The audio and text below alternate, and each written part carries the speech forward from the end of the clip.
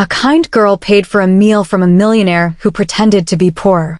A few days later, she was shocked to receive a notice from the bank that the rain had stopped, leaving the streets glistening under the pale glow of the streetlights.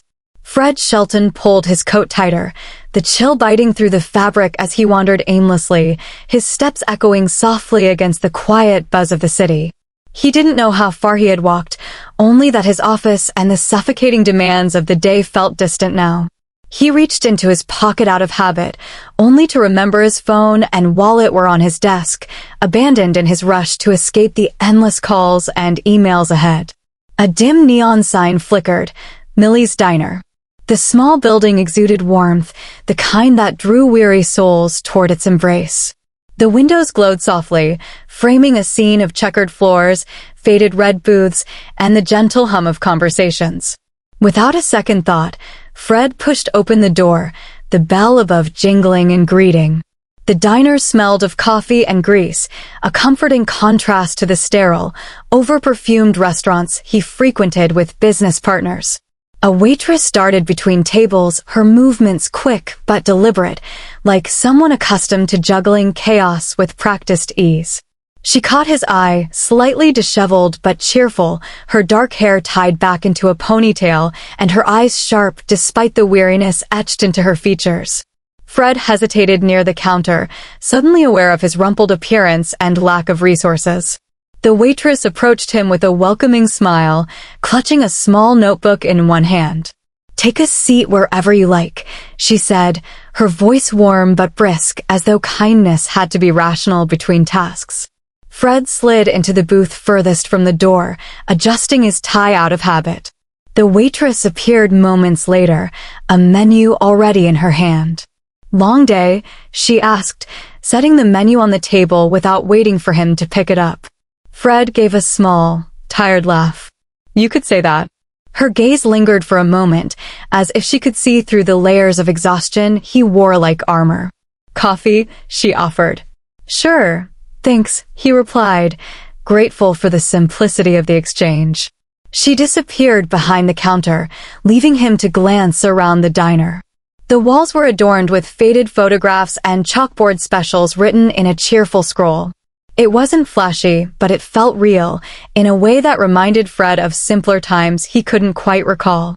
The coffee arrived, steaming in a chipped ceramic mug. "Anything else to go with that?" she asked, flipping open her notebook. Fred reached for his back pocket, freezing halfway through the motion. The realization struck him like a slap, no wallet, no phone. His mind scrambled for a solution as he cleared his throat, stalling. "Actually, there's a bit of a problem," he began, his voice low. "I just realized I left my wallet at the office." Her pen hovered above the page, and for a moment, Fred braced himself for a curt dismissal or polite but firm refusal. Instead, she tilted her head, her expression softening. "So no turkey club, huh? I'm sorry, I can. I'll figure something out." He gestured vaguely toward the door, feeling the humiliation creep into his tone. The waitress leaned against the edge of the booth, her notebook snapping shut. "Look, it's a sandwich. Not exactly going to break the bank." She gave him a faint smile. "You look like you've had a rough day. Let me take care of this one." Fred blinked, caught off guard by the unexpected kindness. "You don't have to."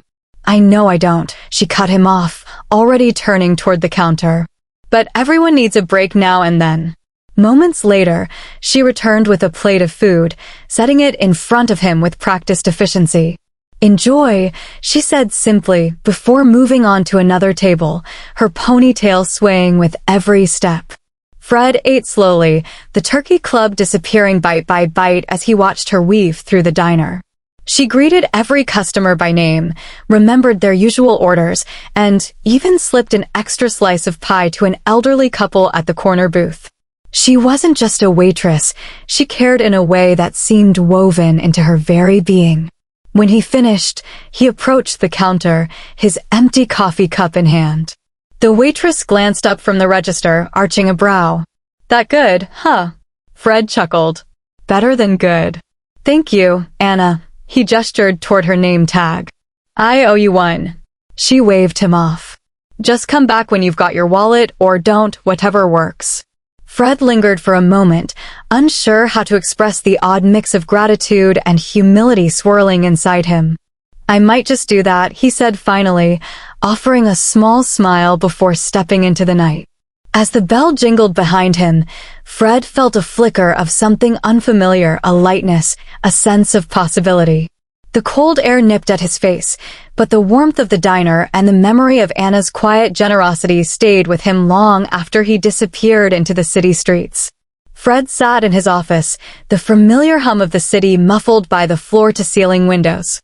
The papers on his desk were a chaotic sprawl of contracts and proposals, but his gaze drifted unfocused toward the skyline.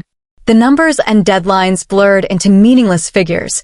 His mind was elsewhere, back in the warmth of Millie's diner. Her face lingered in his thoughts, not for her looks, but for the way she had looked at him, unjudged, kind, and utterly genuine. It was the first time in years someone had done something for him without a hidden agenda. The way she shrugged it off, calling it just a sandwich, as though her small act of generosity didn't carry the weight it had for him, stirred something unfamiliar in his chest. Fred pondered, what would she do if she believed he was just a poor, struggling individual? Would her kindness stretch further? Would it crack? The idea intrigued him, perhaps too much. Fred pushed his chair back with a sigh, the leather creaking in protest. His eyes skimmed over the mess of paperwork on his desk. Deals could wait, numbers could wait. For the first time, he felt an urge to stay, to step out, to find something or someone real. Grabbing his coat, Fred walked out of the office, leaving behind a pile of cluttered contracts and the life that suddenly felt too suffocating. The bell above the diner door jingled again, cutting through the quiet hum of the slow afternoon.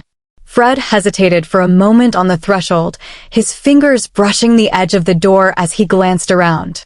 The diner felt different in daylight, a stark contrast to his first visit, softer somehow, bathed in the pale gold of early afternoon sun filtering through the windows. A few regulars lingered in booths, their quiet conversations blending with the faint clatter of dishes from the kitchen. Anna stood behind the counter, stacking a row of freshly washed mugs. Her ponytail bobbed slightly as she moved, the same sharp efficiency guiding her actions. She looked up as Fred entered, her eyes narrowing briefly before recognition. "Dawned back so soon?" she asked, her tone teasing but not unkind. Fred managed a sheepish smile as he slid into the same booth he'd occupied last night. "Couldn't stay away," he said, half joking, though I'll admit, I'm still working on the wallet situation. Anna raised an eyebrow, one hand resting on her hip as she approached the table. "No wallet again, huh?" Starting to sound like a pattern. Fred chuckled lightly, trying to ignore the flicker of guilt creeping into his chest. "I promise I'm not running a scam. Just bad luck, I guess." Anna studied him for a moment, her gaze flicking over his slightly wrinkled shirt and the faint shadow under his eyes. "You don't look like the usual kind of trouble that wanders in here," she said finally, "but you do look like you could use a sandwich." Before Fred could respond, she turned and disappeared into the kitchen.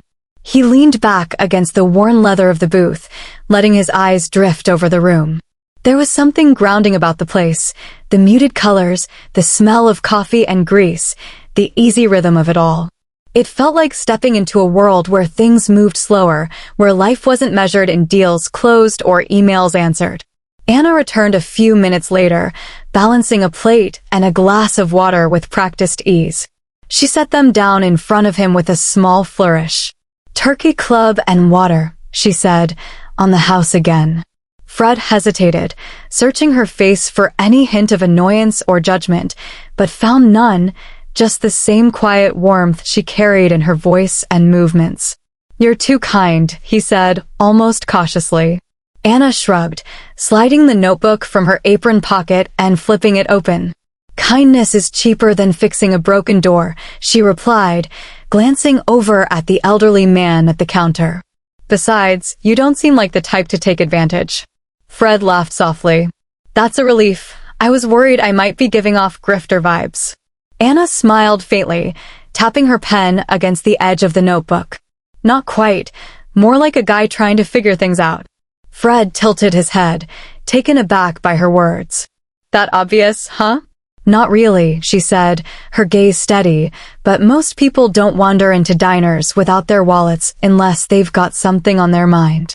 He didn't answer immediately, letting her words hang between them as he picked up the sandwich. It was easier to focus on the food than the sudden weight of the conversation. The silence stretched, but it wasn't uncomfortable. Instead, it felt like Anna was giving him space to answer if he wanted to, without pressing. As he ate, he watched her move between tables, greeting each customer by name and memorizing their orders without needing to write them down. She carried herself with an air of effortless competence, but Fred noticed the moments when her shoulders slumped slightly or her smile faded when she thought no one was looking.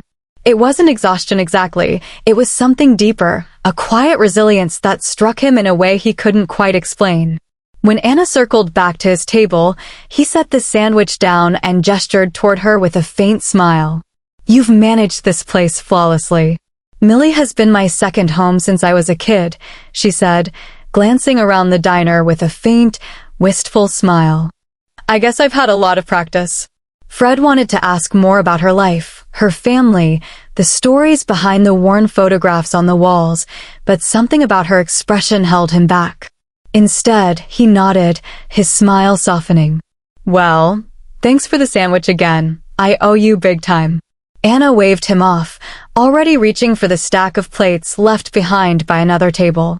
Like I said, just come back when you've got that wallet or don't. Either way, it's just a sandwich. As Fred stepped out into the crisp afternoon air, the sound of the diner door closing behind him felt heavier than it should.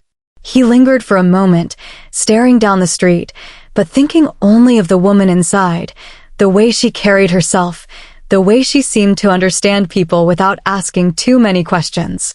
For the first time in a long while, Fred felt the faint stirrings of something unfamiliar, not just curiosity or gratitude, but a sense of peace he hadn't realized he'd been searching for. And with that, he knew he would be back. Fred entered Millie's diner later that week, this time with his wallet tucked securely in his coat pocket. The familiar bell chimed above his head as he stepped inside, greeted by the warm hum of conversation and the aroma of fresh coffee. His eyes immediately found Anna behind the counter, her ponytail swaying as she laughed at something a regular had said. She spotted him and raised an eyebrow as he approached his usual booth. Third's the charm, huh? She teased, sliding a menu onto the table. Let me guess, still no wallet? Fred grinned and held up the brown leather as evidence. Not today. Indeed, my intention was to change the course of events. Anna crossed her arms, feigning curiosity. Oh, and how's that? Let me pay this time, Fred said. Actually, better yet, join me for a meal on me. Her smile faltered just slightly before returning with a softer edge. You don't have to do that. I know I don't, he replied, his voice steady but light, but I'd like to. Anna hesitated, glancing toward the counter where another waitress had just finished serving a table. All right, she said finally, but only because I skipped lunch. Fred's grin widened as Anna grabbed an apron chair from a nearby table and sat across from him. A few minutes later, their plates arrived, his usual turkey club and a hearty BLT for her. All right, Anna began, biting into her sandwich. What's your story? You've been here 3 times in 1 week. I can't be that good a waitress. Fred laughed. Fair point. I guess I needed a change of scenery. From what? She asked, her gaze curious, but not prying. Fred paused, considering his answer. From work, the people, the noise. Anna nodded, chewing thoughtfully. I get that. Sometimes you just need a break, even if it's just a sandwich at a diner. They ate in companionable silence for a while, but Anna eventually broke it. So, what kind of work are you in? Fred hesitated, the truth hovering just out of reach. Business, he said vaguely. It's not as exciting as it sounds. Anna smirked. You're avoiding the question. Guilty, he admitted, but I'm more interested in your story. You've been here since you were a kid. Pretty much, she said, her smile dimming slightly. My dad used to run this place. After he passed, I started working here.